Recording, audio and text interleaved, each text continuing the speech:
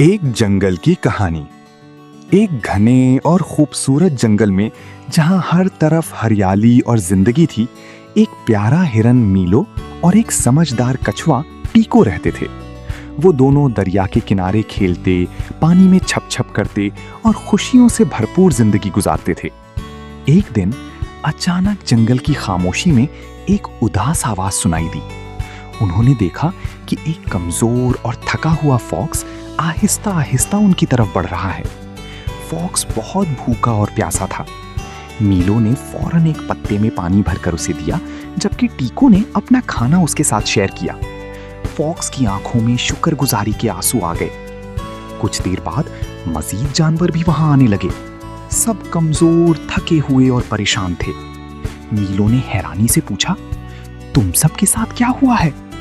एक बंदर ने आहिस्ता से जवाब दिया, हमारा जंगल खत्म हो गया है, दरख्त काट दिए गए हैं, सब कुछ बर्बाद हो चुका है।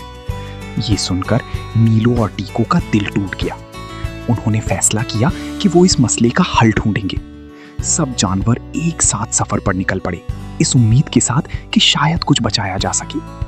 जब वो वहां पहुंचे तो सामने सिर्फ सूखी जमीन, कटे हुए दरख्त और वीरानी थी।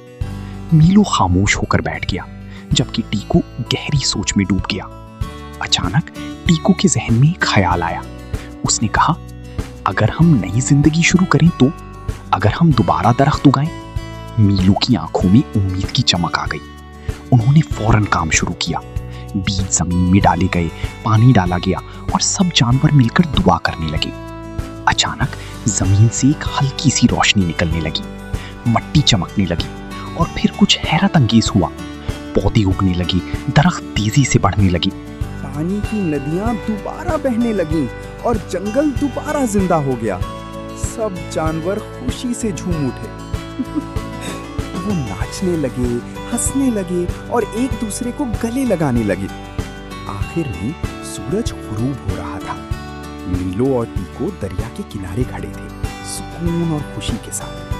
टीको ने मुस्कुराकर कहा, जब हम साथ हों तो कुछ भी नामुमकिन नहीं। रिज़्क, सबक, दरख्त काटना नहीं, बचाना चाहिए। चाहिए कि हम दरख्तों की हिफाजत करें, नए दरख्त लगाएं और फितरत का ख्याल रखें, क्योंकि अगर दरख्त होंगे तो जिंदगी होगी। वाह!